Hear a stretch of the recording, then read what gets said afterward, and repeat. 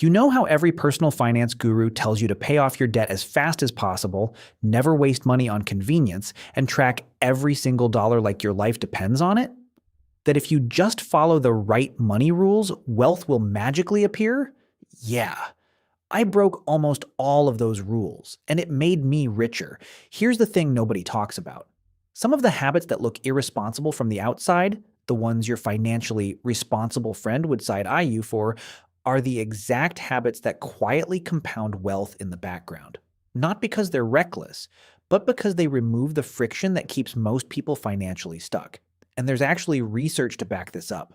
A study published in the Journal of Financial Planning found that rigid adherence to traditional money rules was one of the top predictors of financial burnout.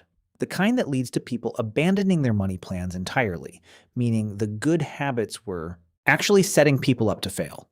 So today I'm going to walk you through 10 money habits that look objectively bad on paper, but are making me wealthier every single year. Some of these will feel obvious once I explain them. Others are going to make you uncomfortable. Let's get into it. Let's start with the one that's going to trigger some people. I don't pay extra on my mortgage. I don't round up. I don't throw bonuses at the principal. And every time I say this, someone looks at me like I just confessed to a crime, because the conventional wisdom is clear. Debt is bad. Pay it off as fast as you can. Sleep better at night. But here's what nobody asks. At what cost? My mortgage is locked in at a low interest rate. Meanwhile, the S&P 500 has averaged roughly 10% annual returns over the long term. Every extra dollar I throw at the mortgage saves me whatever my rate is. Let's say around 3 to 4%. Every dollar I invest instead has historically earned me 10%. That's a 6 to 7% difference on hundreds of thousands of dollars over decades. And that gap compounds. It doesn't just add up, it multiplies. We're talking potentially hundreds of thousands of dollars in difference by the time you reach retirement. Now, here's the part most finance content won't say out loud. People don't pay off their mortgage early because the math says to. They do it because it feels good. And I respect that. Peace of mind is real, but peace of mind has a price tag. And most people have no idea what they're actually paying for that feeling. Financial researchers call this the difference between emotional math and actual math. Emotional math says zero debt equals safety. Actual math says your cheap debt is one of the best financial tools you have. Use it. So no, I'm not paying off my mortgage early, and that bad habit is quietly putting tens of thousands of extra dollars into my investment accounts every year. 2. Spending more on convenience. This one sounds like something a lazy person tells themselves to justify being lazy. I pay someone to clean my house. I get grocery delivery. I pay for the car wash instead of doing it myself. Bad with money, right? Not if you think about it for more than 5 seconds. Here's the question nobody asks. What is your time actually worth? Not what you earn per hour at your job, but what is the real, tangible value of a free hour in your life? If paying someone $40 to clean your apartment gives you back 3 hours, and you use those 3 hours to rest so you perform better at work, build a side income, spend time with your family, or just protect your mental health from burning out, that $40 didn't cost you money. It made you money. Or it preserved the energy that earns you money. Research on time and subjective well-being from Harvard and the University of British Columbia found that people who spent money to buy time reported significantly higher life satisfaction than people who didn't, even when controlling for income. Meaning this isn't a rich person hack. This works at almost every income level. The trap is thinking that frugality means doing everything yourself. It doesn't. Frugality without a time calculation is just performative suffering. You're not saving money. You're spending your most valuable, non-renewable resource, time and energy, to save a few dollars that don't move the needle. Wealthy people figured this out early. They protect their time first, then optimize cost second. So yeah, I spend too much on convenience. And it's one of the best financial decisions I make every month. 3. Ignoring small expenses. If you've spent any time in the personal finance world, you've heard this one. The latte factor.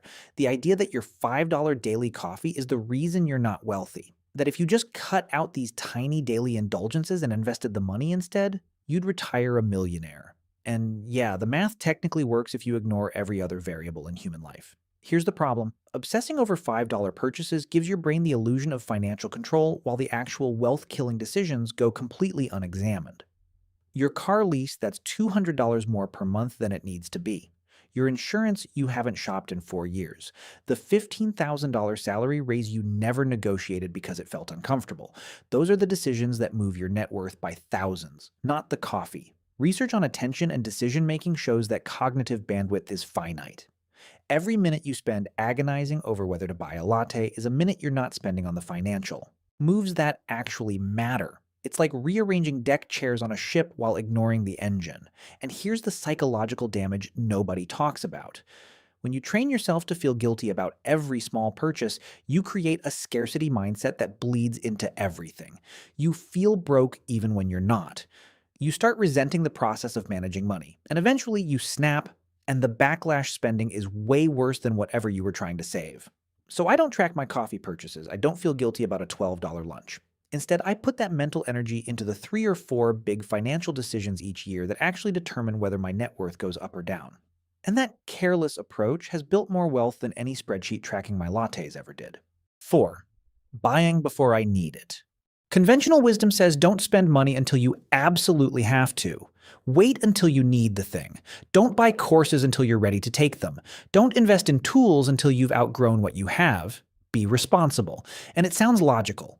Except it creates a pattern where you're always reacting to problems instead of positioning yourself ahead of them. Here's what I do instead. I invest in courses, coaching, tools, and equipment before I feel ready. Before I've earned it. Before the logical voice in my head says it's time. Why?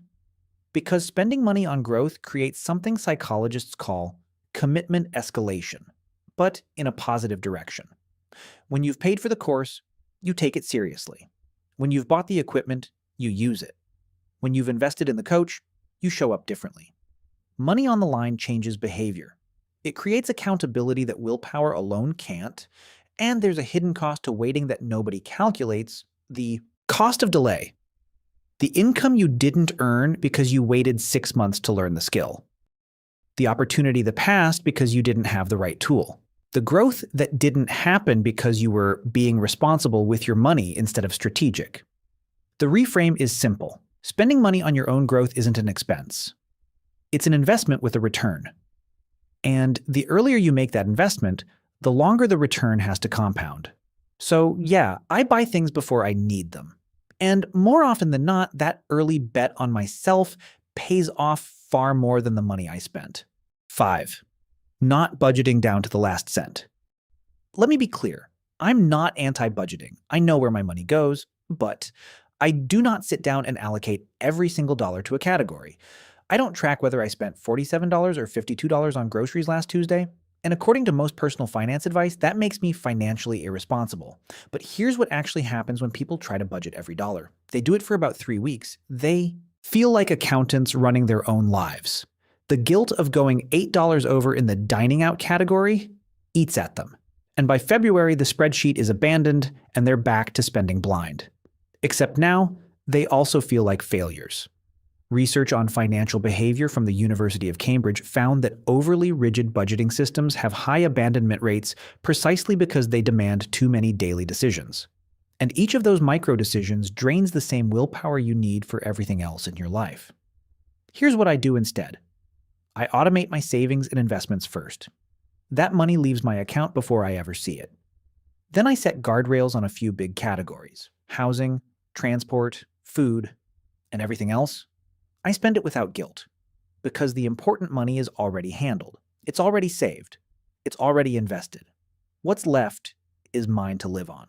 This is what financial psychologists call a systems-based approach versus a willpower-based approach. Systems work long-term because they don't depend on you making perfect decisions every day. They depend on you making one good decision, setting up the system, and then letting it run. So no, I don't budget to the last cent. I budget the big stuff, automate the important stuff, and live my life with what's left. And that sloppy system has been more effective than any detailed budget I ever abandoned. 6. Keeping a lot of cash on hand. Every investing influencer will tell you the same thing. Cash is trash. Inflation is eating your savings. Invest every dollar you can. Put your money to work, and they're not wrong about the math. Cash does lose purchasing power to inflation over time, but what nobody talks about is the strategic value of liquidity. I keep a large cash reserve, way more than the standard 3 to 6 months emergency fund advice. And here's why. First, a fat cash reserve means I never have to panic sell investments during a market downturn.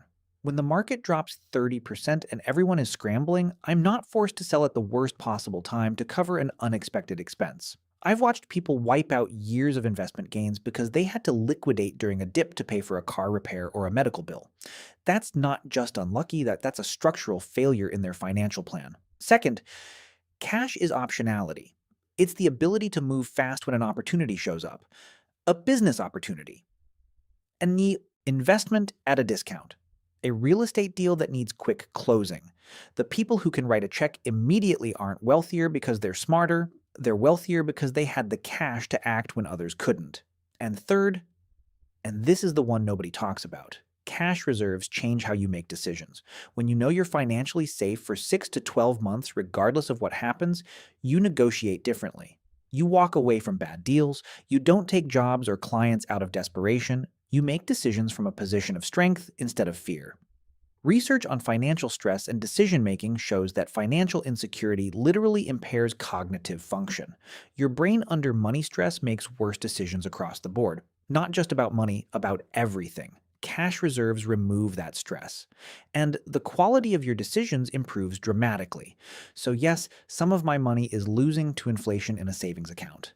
And I'm completely fine with that, because the strategic leverage that cash gives me is worth far more than the 3% I'd earn investing it. 7. Lending money I expect to never get back. Every financial advisor, every money blog, every smart money person will tell you the same thing. Never lend money to friends or family. It ruins relationships. You'll never get it back. Just say no. And I get why they say that. But I do the opposite. If someone in my life needs a couple $100 and I can afford it, I give it to them. And I mentally write it off the moment it leaves my hands. Here's why this is actually a wealth-building strategy, not a foolish one. When you lend money with the expectation of getting it back, you become a debt collector in your own family. You track it. You resent it. You bring it up at dinner. You damage the relationship over an amount of money that, honestly, probably wouldn't change your life either way.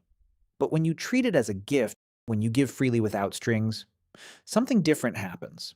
You protect the relationship. You build trust. You become someone people can count on. And over a lifetime, that reputation compounds in ways that are impossible to put on a spreadsheet.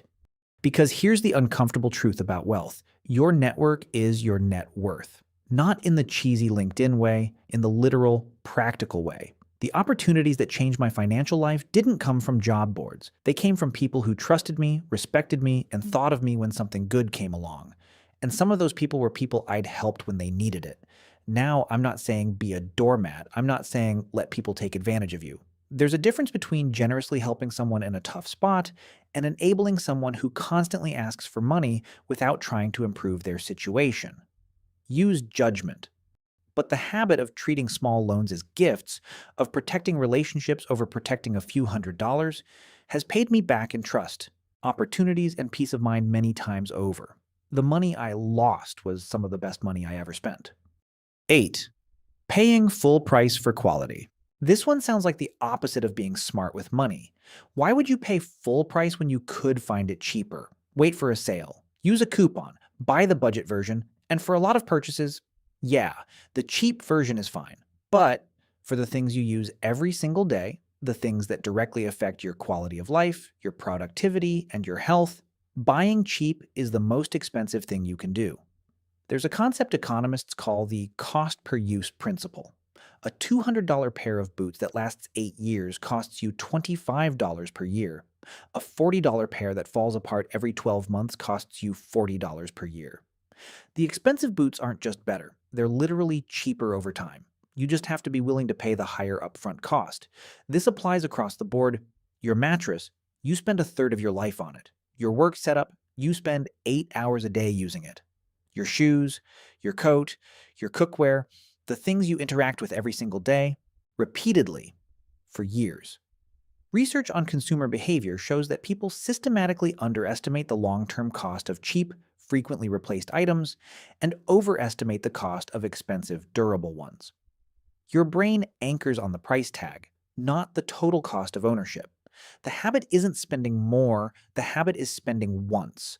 Buy fewer things, but buy the right things. Take care of them. And watch your total spending drop over time because you're not in a constant cycle of replacing cheap stuff that breaks.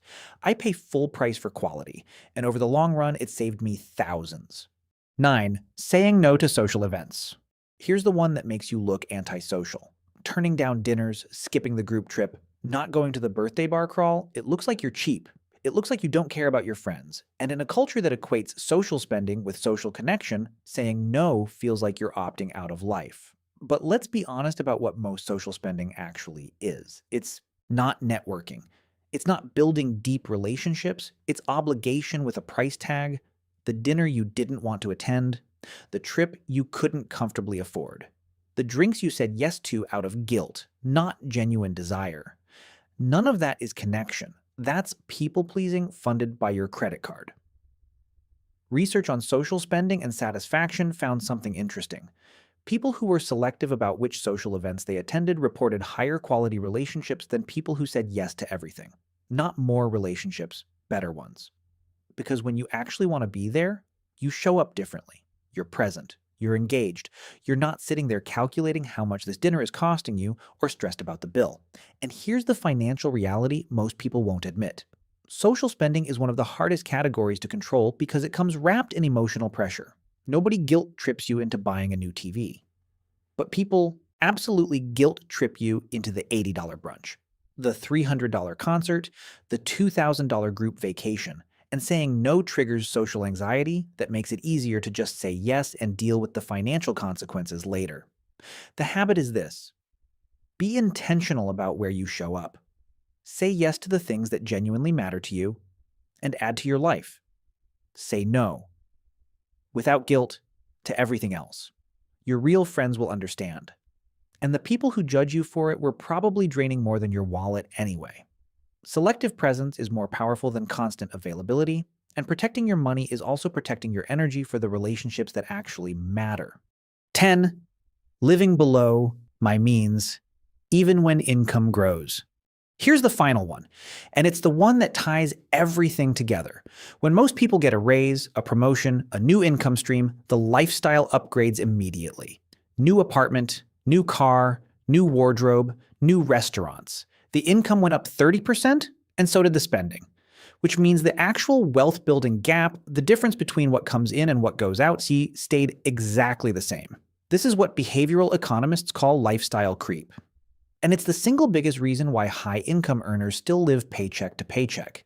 It's not that they don't make enough money, it's that their spending always rises to meet their income. Every raise gets absorbed before it ever has a chance to compound. I do the opposite. When my income goes up, my lifestyle goes up a little. Maybe 5 or 10%. But the rest of that increase goes straight into investments and savings. The gap between what I earn and what I spend gets wider every single year. And that widening gap is the entire game. Because here's what most people don't understand about building real wealth. It's not about how much you make, it's about how much you keep. Someone earning $200,000 who spends $195,000 has less wealth-building power than someone earning $80,000 who spends $50,000. The second person has $30,000 a year compounding in their favor. The first person has $5,000. And over 20 years, that difference is life-changing. Every other habit on this list is a tactic. This one is the philosophy underneath all of them.